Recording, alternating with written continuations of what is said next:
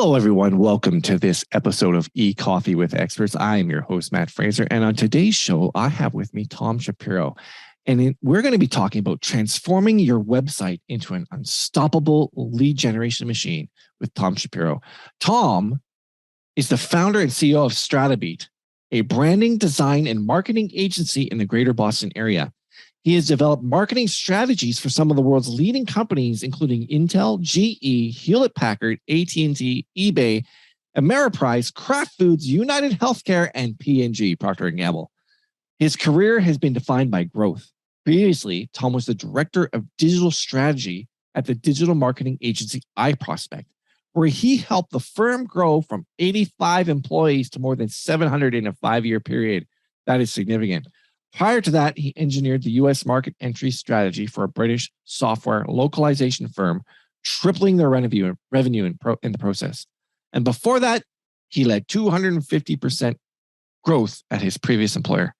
Tom, thank you so much for coming to the show, being on the show. It's a pleasure to have you here. Oh, thanks for having me, Matt. Really appreciate it. Yeah. So Tom, I was reading your book, Rethink Lead Generation, which I think is a fantastic book. And I would, I haven't read the whole thing. I'm not gonna lie, but I am going to read it. It's on my Kindle, and I have Kindle Unlimited, so I read lots of books. And what do you think are the three most important factors to consider when transforming a website into a lead generation machine? Yeah, so I think it's going to be different depending on where the company is at with their website and with their marketing, with their level of sophistication. But if we wanted to generally put it into three buckets, I would say the first step is you really want to make sure that your brand strategy and your branding is the right fit for your audience. I can't tell you how many times we start talking with a company and they want to jump right into the marketing and tell them, no, you can't, because your website is just not there. It's not set up for success. So yes, we could start blogging, we could start optimizing everything, we could start driving tons of traffic, but that would actually just waste a lot of money. It would do more damage than good, right? We want an amazing experience, not a mediocre experience, and certainly not an experience where the messaging is just off, right? It doesn't fit. So that's one thing that a lot of companies don't think about when they start thinking about having transforming their website into a lead generation platform. But really, you need to make sure that box is checked. You have to. That's necessary. Now, another thing is looking at audience segmentation and personas and the customer journey, right? Wow. And that's also really important to make sure that you're addressing each audience segment and you're providing each persona with a path to achieve what they want to achieve, right? And if you're not providing them with that path to achieve what they want to achieve, good luck. Yeah, exactly. It's not going to work. No, it's not. And then the third one?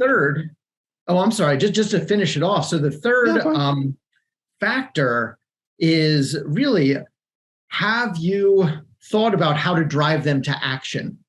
And there are different ways to do this, and there are different types of conversions.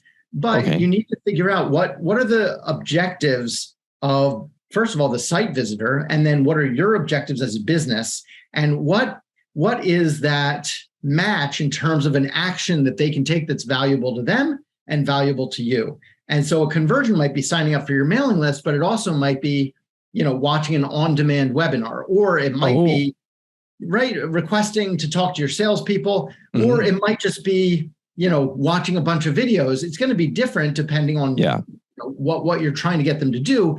But that is the third factor in terms of transforming your website, is you need to have that path to action. Yeah. Everything you're saying makes so much sense, because I talk to so many marketers and agency owners and so on and so forth. And the development of the brand and the right message to market fit, and the right messaging on the website, and the development of personas, and the development of an offer. And yet it seems, from what I have gathered from the interviews and even on around the web, because I do surf the net, that so many companies are missing the mark. Like, and not just small businesses who can't afford it, but even very sophisticated companies that are Fortune 500. And as a marketer, it blows my mind away because they've grown so much. And it's like, well, how the heck did, like, okay, like case in point, I was telling you off camera how I worked at a car dealership, and everything that you're saying was totally foreign to them. Even the manufacturer, like I asked for personas to save me some time on a vehicle by vehicle basis. I was like, who's buying this specific vehicle and why are they buying it? And nobody could tell me. I literally, Tom, had to like pull data out of their CRM and look and see and build my own personas. And they thought that was a total freaking waste of time. They're like, well, why don't you just get us some leads? Why don't you just get us some leads to quit this bull crap and just get us some leads? I'm like, man, you guys are stupid. Like, I don't mean to be, I'm sorry, I don't mean to be, in my mind, that's what I was saying, but I didn't say that out loud. Sure. But it's just like, it's so important. It's such a foundation because you need to get the right, as Dan Kennedy says, the right message to market fit in order to convert. Exactly. And if you don't have that, it's you're totally wasting your time, man. Yeah. So everything you're saying is so bang on. It's just, so here's just a follow-up question. It's like, so obviously, like, to be frank, the local plumber can't afford to do this. I know they can't. I mean, because I've talked to them.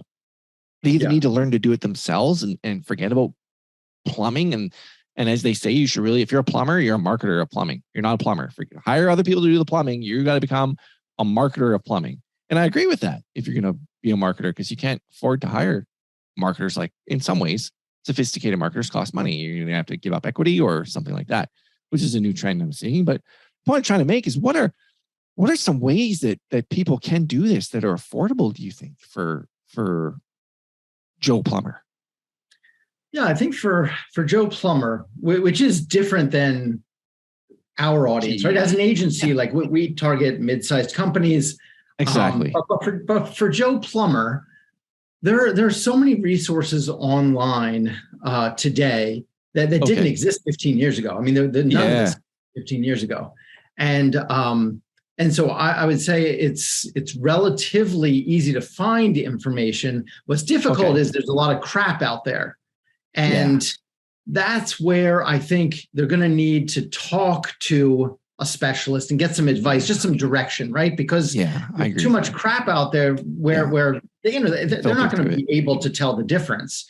And so I think that talking with some specialists just informally would probably be a good first move and go in the right direction to find the resources online. But there are so many resources online. There's so much technology at their fingertips now. For instance, if they wanted to, I think they do need to get someone else to build their website for them. They do need that. Absolutely. They cannot build their own website, and get someone else to maintain the website. But, in terms of creating content, right? They can create content because they're an expert. They're a subject matter expert. Absolutely. And so maybe you can hire a freelance editor to just, clean it up, polish it up a bit. But you can do the bulk of the work, and that makes it much more affordable. And then, there are plenty of younger junior level marketers out there, freelancers who could just help here and there. You don't need to hire a full-time marketer, right? It could just be someone on a project basis or a monthly basis, a certain number of hours, but keeping the cost low for the plumber, right? But still getting marketing done every single month. Absolutely. Yeah, absolutely. Absolutely. Now, in your book, Rethink Lead Generation, you mentioned the eye tracking studies of Alfred Yarbus. What did Yarbus uncover that is so critical to improving lead generation results? Yeah, so this is pretty incredible. And it's amazing how many people don't know about this, but it's a game changer. Oh, I'm excited. Yeah, I mean, Matt, this is a game changer. So I love marketing, so I'm all ears.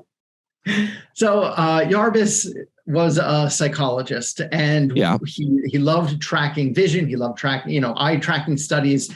And he took a group of people in one study, and he showed each individual a painting. And the painting was the same painting for every single individual that he showed, but he showed the painting to them individually in isolation. And so what he would do is he would meet with one of the people, and the painting would be covered. Before showing them the painting, he would ask them a question. And then he would show them the painting. And depending on the question that he asked them, they would look at a different part of the painting and they would not look at the other parts of the painting. So let me give you an example. So, So, if you look at the actual painting, there are people in the room, and there's furniture in the room. And so if he said, how old do you think the people are in the painting? You would look at their faces and you would ignore everything else in the painting. You would only look at the faces. And if he said, what do you think their status is in society? You would look at their clothing and you would not look at their faces. And so depending on the question that he asked, people would consume different parts of the painting, right? In other words, they would consume different content, even though the painting was the same. So think of your website. Someone, persona A, is coming to your website and they have a very specific question going through their mind, right? And so they need that answer. They're going to consume your website very, very differently than, say, persona B or persona C because of the questions going through their mind as they hit your site. So you need to know your personas so that you can define what are those specific questions going through the mind as they hit my website, as they hit this page or that page or my blog. You need to know what's going through their mind so that you make sure that you're answering that question. Because as Yarb has proved, if you don't answer that specific question, they're ignoring everything else and they're moving on. They will abandon the page. And how long do you think you have from a visitor hitting the web page for them to make that decision? Have you seen less than 60 seconds? Yeah, I would say definitely like 30 to 60 seconds. 60 seconds might be generous, more like 30 seconds. Yeah, that's amazing. And you can go spend all this money on a website and not do any of the research, anything that's required to actually make it talk and have the right message to market. It can be a gorgeous website, right? It can be gorgeous. Yeah, it can be beautifully designed, and it doesn't matter if you don't answer the questions running through their mind. Yeah. I once had a hairstylist ask me to design them a website, and they didn't have any pictures and they didn't have any content and they didn't have any time to sit with me to develop those. And in I was just starting out, I took their money and I gave their money back because I was like, you know what? You don't have a logo. You don't have content. You don't want to invest in a photographer to get the right content. It's like building a website, in my opinion, is like building a house. You need to decide on the structure. You need to decide on the layout. You need to decide on the colors. You need to decide on so many things. And you don't just go to a builder and say, hey, build me a house. Well, do you want a 2-story or a bungalow or a split level or whatever? I'll just build me a house. Just build a house. I don't care. Just build it. It's like, no. So I don't understand why people think that websites don't need, it's almost like I feel there's a lot of education that still needs to be done in business owners of just what it takes to get a sophisticated website to do what it's supposed to do. Right? I'm out to lunch or. Yeah, I think you're spot on. Yeah. There are so many people out there, even marketers out there or business owners who just don't understand that a website involves a lot of psychology. Right? It involves a lot of persuasion. Yes. And like we've been talking about, you need to align that to the audience segment and the persona. And if you're not doing that and you're just skipping it and you're just saying, just build me a house, any house. I don't care what it looks like. I don't care whether it's, a cottage or a Victorian or a ranch. I don't care. Just build me a house. Just build, exactly. It's just so stupid. It's so stupid. Yeah. It's, a website. If you want leads, if you want revenue from your website, you need to treat it as this engine, right? Like you need, a high-powered engine, which necessarily needs high precision engineering, right? Yeah, absolutely. Absolutely. It's almost like the website part, the building of the website part is like near the end of the process, near the back end of the process. The beginning part is, okay, what's your USP? What's your unique selling proposition? What's your brand to message your market, your message to market. What's unique about you? What is it that you do that no one else do? All of those things, who's your personas? What problem are you solving? And I would get into these conversations with people, business, and they'd get over, well, you're making this too complicated, Matt. I just want a website. So what they were telling you was they don't want revenue. Yeah, exactly. So you don't want to make money. Moving on. So what are some of the best practices for capturing leads on a website that you found in your, career? Yeah. So it definitely depends on the business and on the industry and on the audience, right? So it's going to differ. And so, for example, with one software client, they were marketing to developers, right? Okay. And the big thing in attracting them was webinars. And so, they just enjoyed that live engagement, right? Mm-hmm. And so, when we started with them, their baseline for attendance at these was around 50 people, and we jacked it all the way up. I think we got it up to 300 at one point, but I'd say more the average towards the end was like 200 per webinar. So going from 50 to 200, it's a lot of new leads. That's very significant. And, one of the keys in doing that was coming up with a calendar, right? Plotting it all out and making sure you have a nice mix of topics that are engaging. Okay. And then you also want to make sure that you're involving other companies and other specialists on your webinar, because then they're going to attract their audience to your podcast, right? Yeah. Or to your webinar. And so for them, that is really what drove leads the most. But then for others, like look at our agency, Stratabeat, what has helped us drive a lot of leads is actually my books. And so, my latest book, Rethink Lead Generation, right? Like it has been a great leads driver for us. Yeah. But the software company that I was telling you about, they don't have any books. That isn't going to be an avenue that they can explore. It's not even an option for them. Yeah. And for us, webinars, are not really the ticket for us. Whereas on the other hand, live events have been fantastic for us. And so, that's cool. Yeah. So you have to really look at each company is going to be different in terms of what is that ticket to driving leads. However, I will tell you, if you are a B2B company, there is one thing that you can be doing that I guarantee you're not doing today that will double or triple your leads. Okay. And what it is, and again, this is really for B2B businesses. So businesses that sell to other businesses, right? Sure. Use IP detection software, which translates the IP addresses of your site visitors so that you can see which companies are visiting your site and exactly which pages they visit and exactly how long are they on each of those pages. So you see the entire navigational path. And then what that does is it reveals who's on your site and what they're interested in so that you can immediately conduct outreach to them. And your outreach will be contextually relevant, because if they're looking at product A, then your outreach should be talking about product A. Or if they're looking at a blog post about a certain topic, you should be reaching out about that topic. Now, here's the thing. You don't want to be salesy, right? When you do outreach, you don't want to be creepy and you don't want to be salesy. You don't want to say, oh, I saw you on my website, right? You don't want to say that's creepy. What you want to say instead is, how can I help you? Right? Like, hey, we're an expert in this area. I was looking through your website. It looks like we might be a good fit. How can we be of help? Do you have any questions that I can answer? And you just leave it at that. You don't try and sell anything. That is so smart. And we do. So that's the first thing that I do every single workday. Wow. I was reading about that in your book and how you tailor campaigns or outreach to exactly what you just said and how it's so effective. Yeah. Now, what are some of the services like the IP detection software out there that you recommend? Sure. So we are currently using an application called Lead Feeder. Okay. It's excellent. We love it. Okay.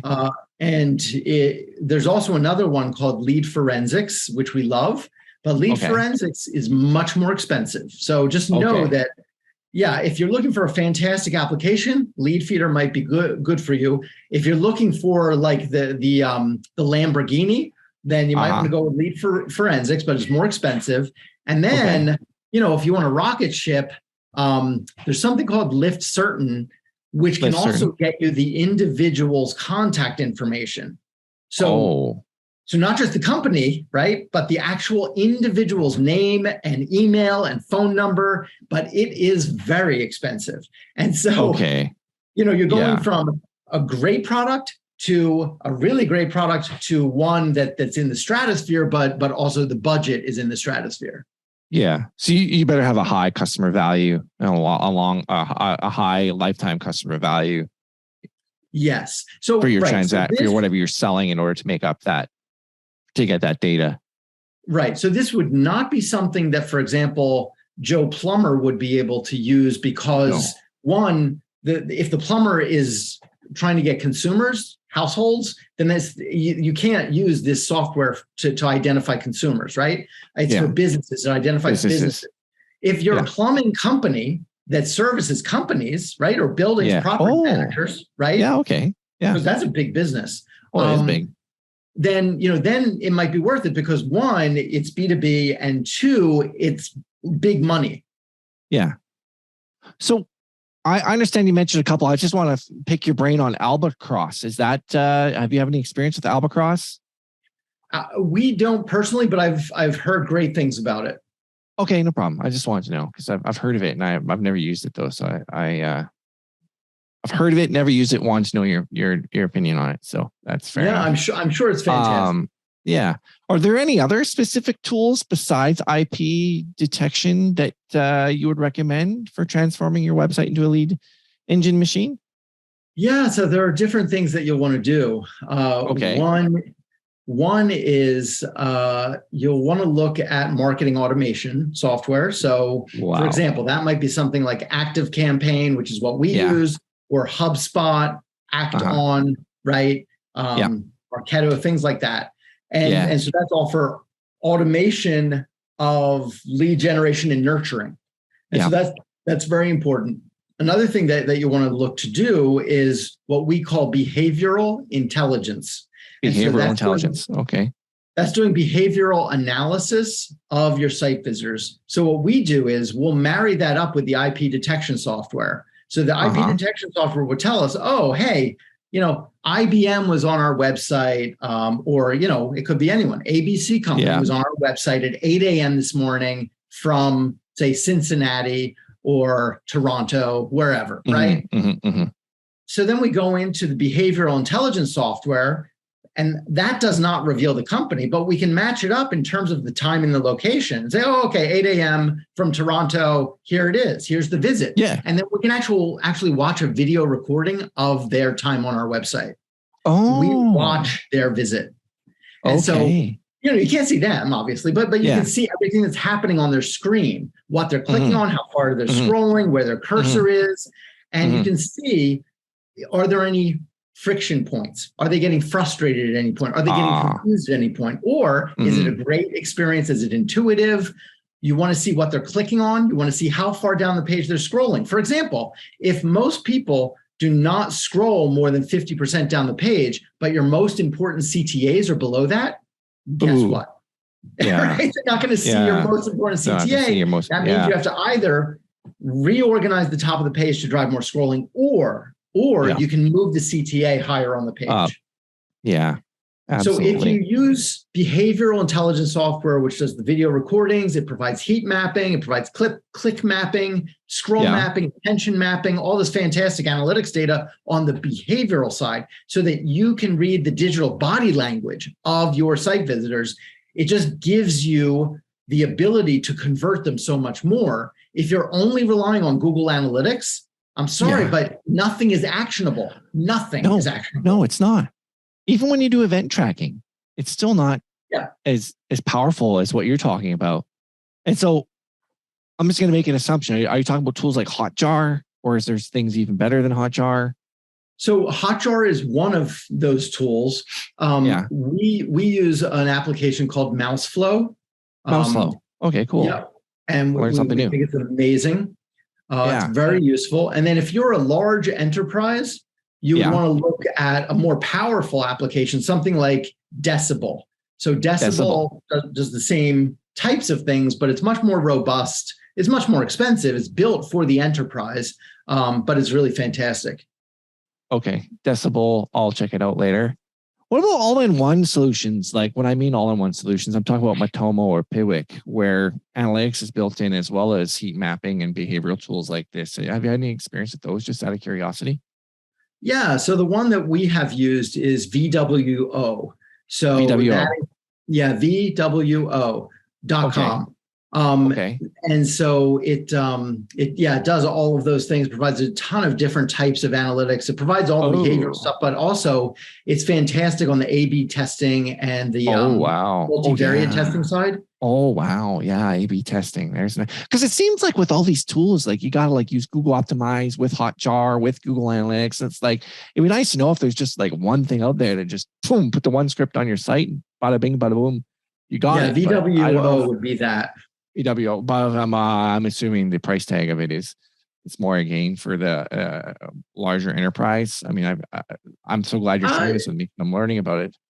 No, I would think that any mid-sized company would be able to afford it.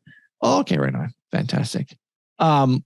Here's a question for you. Do you think what is your opinion? And I know it depends on the industry. I understand that. But what is your opinion on the top of the funnel and the usage of white papers and lead magnets in order to get people into the mapping? And again, that may not work for every industry in the customer journey, but is it a viable option for some businesses? And would you say it's something that some businesses should consider? Yeah, so it depends how you do it. If you partner with, say, another company or with a research firm, say with a ClickZ or with a Forrester or with a Gartner, something like that. Now, those are expensive. They're expensive. But if you do partner with one of them, your success rate will skyrocket. You'll get so many more leads that way because they have so much credibility, right? They have credibility. Yeah. That makes so much sense. Maybe you can partner if you're a smaller company. Maybe you can partner with a smaller research firm, but having that research firm's name on it, it just lends so much credibility to the research. It makes so much sense. That makes so much sense. Because HubSpot's like the king of doing it, as far as I'm concerned. And I'm not a huge HubSpot fan. Like I'm not a HubSpot evangelist or anything. It's just they're really good at providing value before anything. They're like they provide all these free tools and free resources and reports to like get you into their funnel. And I just find it very fascinating that I sometimes wonder if like a plumber can use I've never worked with a plumber doing this, but create a report, 7 mistakes to avoid for hiring a plumber, and then get people to opt in. It's like, now on the inside of the report, offer a coupon. Like but anyway, I digress. But it does depend on what you're offering, and if it's someone who just needs their kitchen sink fixed and they want to call the plumber, they're probably not interested in a white paper or an ebook or anything like that. They just want a plumber, right? They just want a plumber. Yeah. If you're talking about a property management company that manages, let's say, 60 different buildings, and they want a relationship with a plumbing company, they would probably read it. And they would probably not only read it, but they would probably read 10 of your white papers before purchasing. Yeah, and so it totally depends on who your audience is and what they're trying to do, what their objective is. And then you marry up an appropriate lead magnet accordingly. And like I said, with Stratabeat, what's been interesting is, we can offer white papers, we can offer playbooks. What does the best is offering a free chapter of one of our books. That's phenomenal.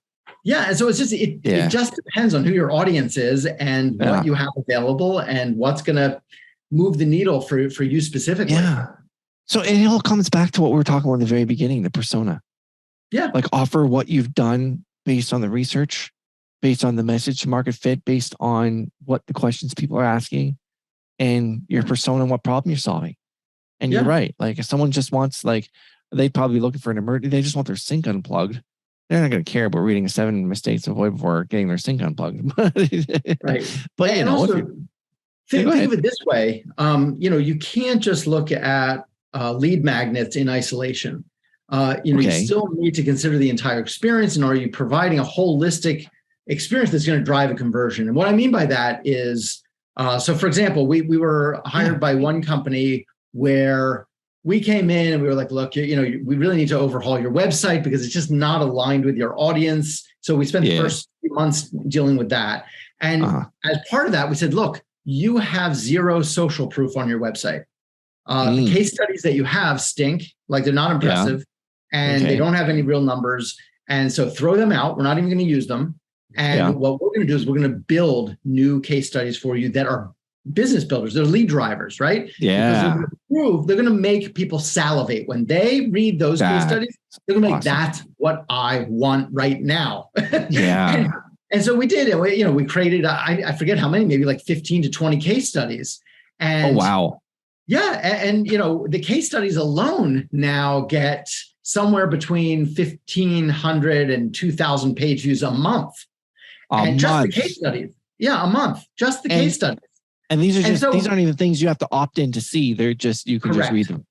And they have nothing to do with lead magnets because, we're just offering these case studies as social proof, but that leads to more lead magnet downloads. Absolutely. Why? Because as part of the marketing process, you're giving them comfort. You're making them aware that they are in the right place, that this is the right company. You're building trust. You're building trust. Yeah. So that when they're in your blog, right. And they see the lead magnet, they're much more inclined to download it because you've already sold them. You've already sold them.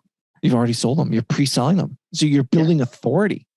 And case studies are almost just as darn good as testimonials. But if you combine the case study with a testimonial from someone in the case study, bam, then you're like, that's like the icing on the cake, like the Lamborghini of situations, I guess, for lack of a better term. So, and there's some companies out there that absolutely go nuts with case studies. If you visit the Reich software website, it's a project. Software, I just learned about them. Yeah. They have over 50 case studies, 50, over 50 case studies. I mean, that's amazing. You don't even have to read the case studies. You just look at that. You look at that and you say, oh my God, that's amazing. And you already trust them implicitly. Yeah. I'm not going to say the name of the company, but I was talking with another agency owner and I was kind of talking about my preferred marketing project management platform of choice. And he's like, hey, Matt, have you heard of Reich? I'm like, no. He goes, it solves every problem that other thing has that they're ignoring because they got all this VC funding and they're worried about stupid fonts instead of due dates. And he's like, I switched and it's amazing. And so it's just awesome that not only you brought up Reich as a shout out to Reich. I've never used them, but I might be coming down the pike. But that you mentioned that number one, they have fantastic marketing from their case studies, and the fact that you even brought it up, because I'm not an idiot, so I do learn these things, but it's like you don't always find out about awesome tools like this without somebody else telling you about it. So that's awesome that you brought it up. Here's a secret about case studies that most companies are not aware of. Please share. But it will increase your leads for sure. So if you have some customer stories, you can turn that into 100 different case studies. And what I mean by that is at the last company that I was at, I was director of digital strategy at iProspect, right? You had mentioned that in the beginning. So when I joined iProspect, I was the 85th employee. 5 years later, we were over 700 employees, right? So one of the things that we did there, my first day on the job, I looked around and I asked for case studies, and there were only like 3 or 4. There were very few.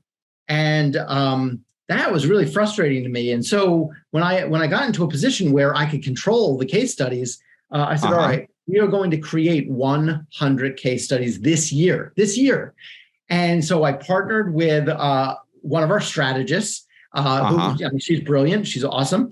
And what we did was we interviewed account teams, right? And let's say that our client was, it could be anyone. Let's say that it was Hewlett Packard, right? Okay. Then we would interview the account team, and then we would transcribe it, and then we would turn that one interview into 5 or 6 or 7 different case studies, because There are Okay. lots of different stories that you can tell depending on, again, this goes back to the persona. Okay. Are they more interested in a global solution or Ah. a mobile solution or a solution for Latin America? Are they interested more in the technology? Do they need help with technology? Or is it more Okay. they need hand holding and service, right? So you can create 6 or 7 different case studies from every interview that you do with an account team. Or if you're talking about Joe Plumber, right? And Yeah.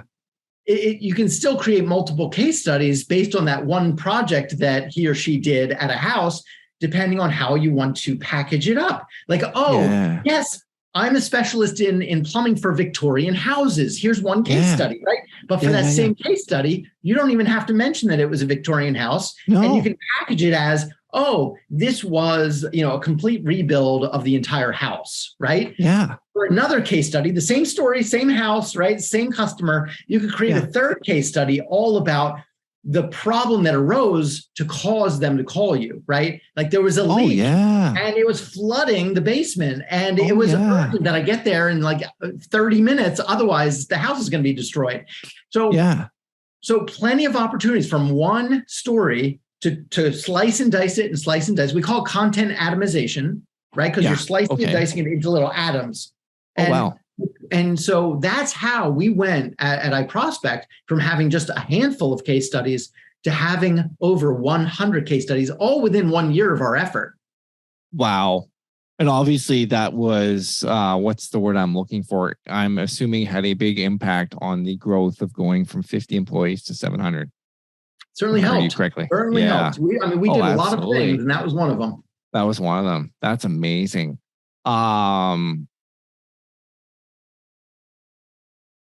What are some of the other effective website conversion strategies that you've seen besides case studies or maybe, means of getting people to convert? Yeah. So for one of our clients, it was really interesting. They added surveys which were contextually relevant to that page in the website. Okay. And you didn't have to include your email address when you submitted the survey results. But what they found was that 80% of the people were including their email address anyway. And we talked about this at length. Why would people do that? Why would people go through this survey, submit their information, submit their opinions, and put their name to it and put their email address when they didn't have to? And the more we talked about it, the more we realized that people just love feeling important, right? They love feeling significant. And part of it is they love hearing themselves, right? Because that lends to self-significance, right? And so it's just like, why do people comment on blogs, right? Why do people comment on social media posts? You go to LinkedIn, why do people comment all the time? A lot of it is self-validation, right? It's enjoyable to do it. And your name is out there and you have an opinion and you're participating, right? And you're an authority. And so they were getting hundreds of leads through their website without paying any money, any cost, any effort, because it was all passive. Think about that. It was all passive. But these surveys worked. And so, we talked about white papers. We talked about books. We talked about webinars. We've talked about all these different ways of generating leads. And now, the old survey, as long as it's contextually relevant to the page, here's the problem. Most companies, when they launch a survey, they don't make it contextually relevant to one individual page. They'll plaster it everywhere indiscriminately. And so they do one survey, it's generic. And so it doesn't match a specific persona. And so it may speak to some people who see it. It may not speak to others. And it's just random. Instead, what we do, for instance, when Stratabeat launches surveys, we will launch over 10 surveys at a time in our website. The reason being is we want them to be contextually relevant to the page. And so the only way to do that is if you have multiple surveys. So we typically will launch 10 surveys at a time, putting them on different pages. Okay. So if I could, oh my goodness, I'm going to try and slow down. Number one, the surveys where people were inputting their email addresses. Was the email address field included in the survey at the end, but it wasn't a requirement, or was it on the thank you page after saying, hey, by the way, if you want to fill out your email, give us your email address for some reason? It was in the survey itself as the final question. But was not a requirement. Not a requirement. It wasn't required. Wow. Yeah. Okay. And then the second thing is you're talking about these surveys and the contextual validity. There's the contextual significance or relevancy of these surveys. For instance, if I could paint a picture, would this be like for and I know that, there's so many different companies that we can talk about in different applications, but in my mind, I'm thinking right now of a renovation company. Like, would you think that a renovation company should have a different survey? Like, this just makes so much sense to me now that you're saying it. They should have a different survey for a kitchen renovation, a different survey for a bathroom renovation, a different survey for a basement renovation. And rather than making people go through all this bull crap of this long ass survey. So in other words, it's probably better to use 3 different surveys for those 3 different offerings than one survey that has conditional logic that says, are you, like the first question would be, are you interested in kitchen, bathroom, or basements? And they got to go through that BS to get there. And, because you can build forms, you and I know, with conditional logic, but it's probably better to just build the three darn surveys instead of one. Yes, absolutely. Because you want it to be intuitive, quick, fast, smooth, easy, all of those things, frictionless, right? Frictionless. The less work that they have to do, the more likely they're going to fill it out and submit it. Yeah. And so the conversions are going to go up higher. Right. And the conversions go higher. Right. That's the thing, because it's so contextually relevant. If you're on a kitchen renovation page, and there's a survey about kitchen renovations, what's important to you, right? What are the challenges you're faced with today? What would be the ideal? On and on. You're going to get a lot of conversions. Whereas if you're just saying, fill out our renovation survey, and it's generic, and they don't even know if it's about kitchens or not, right? Of course, they're not going to spend the time trying to work to convert. No one works to convert on your site. It has to be easy and intuitive. Yeah. Makes me think of Steve Krug's book, Don't Make Me Think. Right. Like exactly. If you have a generalization thing, you're making them think. But if you have specific contextually relevant, they don't have to think. They just do. You make it blatantly clear that it's all about kitchens, right? It's all about kitchen. Everything on the page is only about kitchen renovation. Wow. So if you have a lead magnet, it better be about kitchen renovations, not renovations in general, about kitchen renovations. And your leads will go up. Wow. Or even we call it renovation page checklist. Yeah. We call it page targeting. And instead of setting up your website as this one consolidated platform, what you're trying to do is micro target, right? You're hyper targeting page to page to page. It's a very different way of building a website and building a lead generation platform, but it will generate so many more leads for you. That makes so much sense. And in your book, you talked about different aspects of transforming your website into a lead generation engine. And so one of those things was coming to it. Just bear with me right now. Is design. Yep. And what aspect do you think? Or here's the question that I came up with. What's your opinion on designing for conversion as opposed to aesthetics? So it depends what your goals are with your website. If you want leads, then you should be designing for conversion. Okay.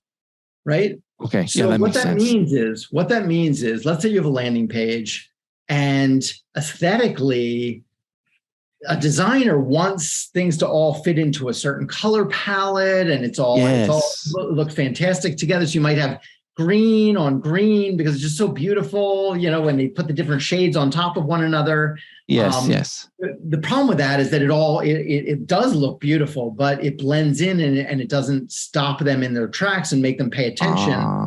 And so, for instance, with a CTA, that's why it's so important to have contrasting colors. Okay. With a CTA, right? It doesn't matter what color. It doesn't matter what color it is, as long as it's contrasting to other colors on the page. Because then it's going to jump off the page. It's going to grab you. You're going to stop. And we just know how the human mind works and how human behavior works. And everyone will pay attention to that CTA. It doesn't mean that everyone will convert, but everyone will certainly notice it and pay attention to it. That was just a gold nugget right there. Using a contrasting color for your CTAs, because, you know, you can use color picker tools out there on the internet that will tell you the contrasting color to that green is whatever. And even if it's, you know, it'll be contrasting. And so do you think you should pick a color that doesn't even fit in the color theory model? Like a color that's so out there that, like, green, I don't know if pink is a contrasting color to green or not, but I'm just trying to think of something that just doesn't fit and doesn't. Well, I would definitely allow a designer to select the color. I would definitely run a designer's eye rather than someone who doesn't design. Just pick some. Okay. Yeah. Okay. We always, then it does. Yeah. Okay. Yeah. 100% of the time, we want a designer making design decisions. However, you know, we'll guide them in terms of conversion optimization and marketing. And if we receive a design from one of our designers where it looks gorgeous, but we realize that the CTA is not going to be noticeable, then we'll go back and we'll ask for a contrasting color and leave it up to the designer. Now, that contrasting color should be consistent with your other CTAs across the site. So you do want to adhere to design principles like consistency, right?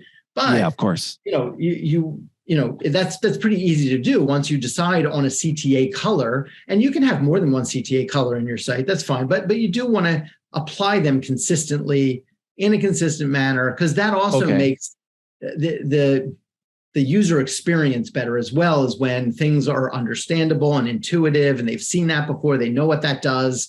They don't have to think about it. They don't have to relearn as they're navigating your site. Yeah, exactly. Again, Don't Make Me Think. Great book by Steve Krug. Yeah. Are there specific wording or does it all come back again to the persona? Like, in your experience, like the wording of CTAs, you know, learn more, click here, whatever, that have been more effective than others? Yeah, so it really depends. You have to test, like every single time you do testing. And there's plenty of A/B testing software out there to allow you to do that. So, for instance, one thing which we've tested for clients is download white paper versus download my white paper. Yeah, that's what I was looking for. Yeah. Okay, now I want to hear the answer. Well, you have to run the test yourself. You have to see if your audience doesn't make a difference, because with conversion optimization, you can't rely on a different audience to give you instructions on how you should be of course, addressing your audience, right? So test. But which one worked better? The one with my. Yeah.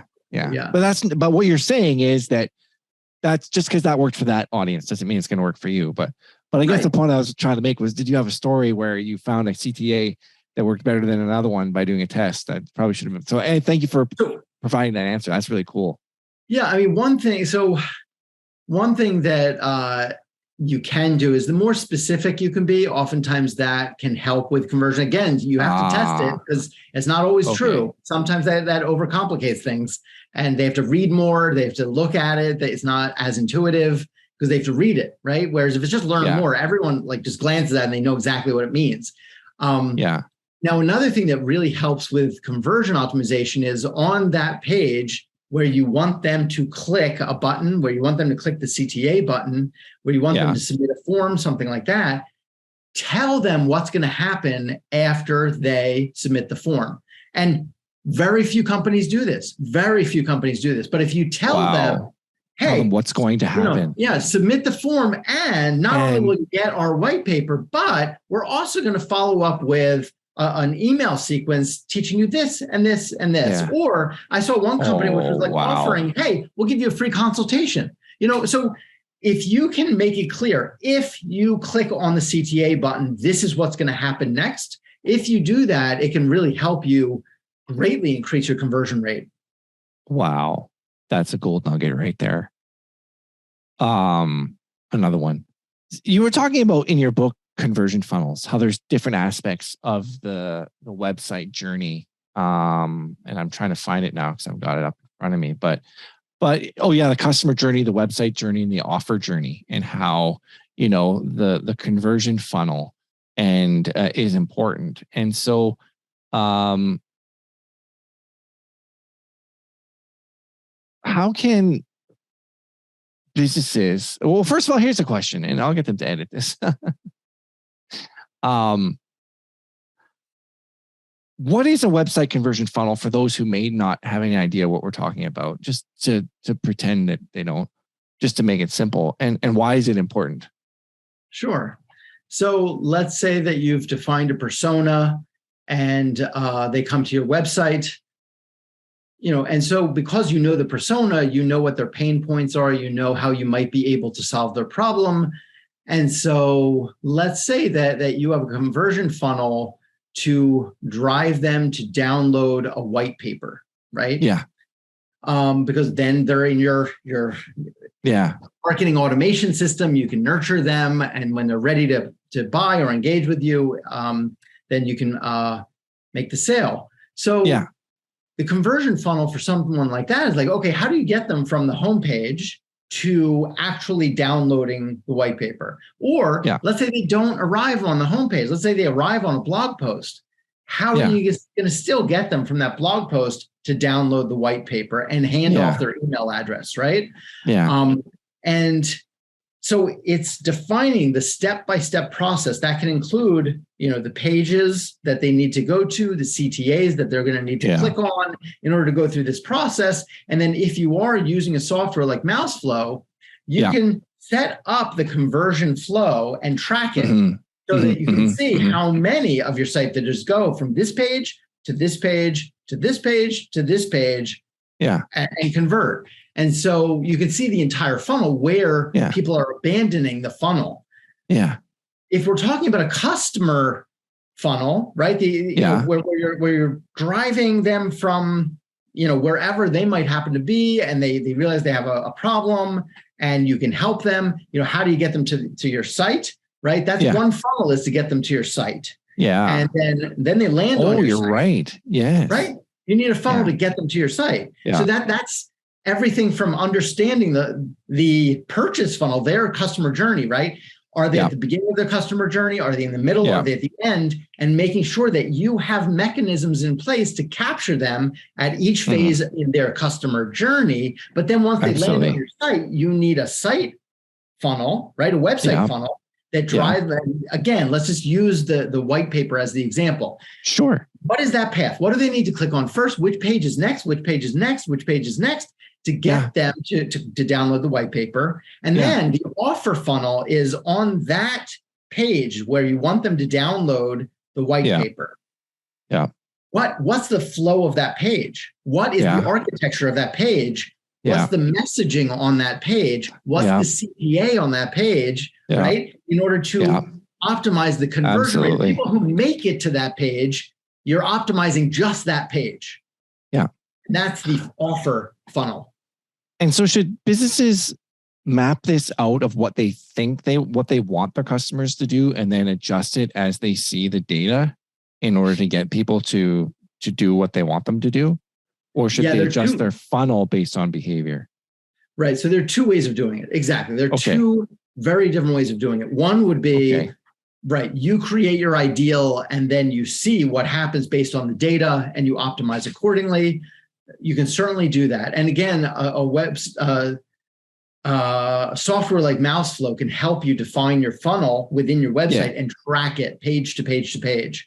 And then if you want to take a more data-based approach where you're going to let your audience dictate to you what the funnel should be, what you do is you look at your sophisticated. Analytics. You look at your analytics and you see what is their navigational flow today.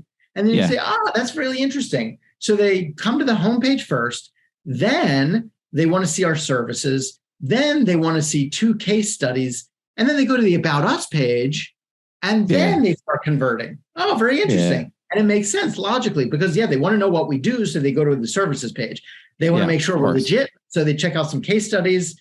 then they're kind of curious who is this company? Who are they? Who are the people at this company? Yeah. And so you check out the About Us page. Are they local? Are they international? Like, who are they? Right. Yeah. And so they go to the About Us page, and then they go and convert on the white paper. And so in that case, you're really looking at, okay, this is the most proven path that they're showing us. This is, out of all the different navigational paths, this one converts the most. Okay, let's focus on that path. We'll define it as a funnel, and we're going to study the data and optimize it. So we're going to test different CTAs to get them from one step to the next step to the next step, right? We're going to optimize that offer journey at the end of the funnel.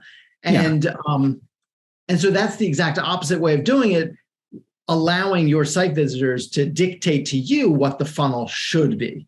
Yeah. And, if it works, it works. Right. If it works, I mean, that is low-hanging fruit. It is low-hanging fruit. Absolutely. Yeah. So if you're an established website that hasn't done any of this already, you could look at your what your customers are already doing and implement, these things. Now, I just realized we're coming to the top of the hour, and there are like 15 other questions that I've developed that I've come up with that we could talk for again. So I would love to have you back again and further out some of these things. And I will refer people to your book, Rethink Lead Generation, which I mentioned I have it on my Kindle, and I am going to read it, and I have read some of it. And I think it's a fantastic book. And I'm not just saying that. And so what's one big takeaway you want listeners to get from this episode? Yeah, it's that you really need to think holistically. If you want to transform your website into a lead generation engine, right, where it is a reliable engine, pumping out leads for you consistently, you need to think holistically. It's not just, I'm going to blog a lot, or, we're going to do SEO, or, we're going to have a white paper. Mm-hmm. As you've seen through everything we're discussing, it is a much more holistic endeavor. Absolutely. You have to have the correct brand strategy. You have to have the right messaging fit with your audience. You need to be defining the personas. You need to be defining the funnels. You need to think about things like social proof, right? Which a lot of people forget about. And when you double down on it, that can have a big impact on your lead generation results, even though, for instance, like we talked about on your case studies pages, maybe there's nothing to download there. Maybe there's no conversion event on those particular pages, but it can still have a massive impact on your lead generation results. So I want the audience to really think holistically. Lead generation, it's the whole thing. It is, you can be very sophisticated about it, even if they're not converting on your site, like we talked about. Use IP detection software to get them to convert off of your site then. So many ways that you can do this and have a really sophisticated lead generation engine, but it's not just, I'll just do this one thing. It is not that. It is doing everything. Yeah. So it's like a recipe. It's you add all it's not just one thing. It's just one ingredient that makes a cake. It's multiple ingredients that make that cake taste good. It's not just one thing that just a white paper is just going to get you lead generation. It's the holistic approach of all of the ingredients, which you can read about in his book, Rethink Lead Generation. So fantastic. It's been a pleasure having you here. Where can people connect with you online if they want to? Yeah. So one place would be our agency website. So Stratabeat.com. Okay. All right. Is one option for contacting me. Another would be my personal website, which is TomShapiro.com. Okay. And then if you want to have a conversation, also you can hit me up on LinkedIn. Just send me a message. Definitely mention this podcast. Yeah. And I'll be happy to answer any questions you have. Oh, fantastic. Hey, Tom, it's been an absolute pleasure. I've had a blast talking to you. I could talk for another hour, but I know you have you have business to run, and I just appreciate you taking the time out of your day to talk to us today. It's been an absolute pleasure. Oh, Matt, thank you so much for having me on. It's been awesome. It's been fun. Fantastic. Okay, well, you have a great day, and everyone, make sure you get in Tom if you want to. Get in touch with Tom if you want to, and he'll mention this podcast and tune into the next episode. We're just so happy to have him here and have a great lineup of future guests coming. Thanks very much, and everyone have a great day.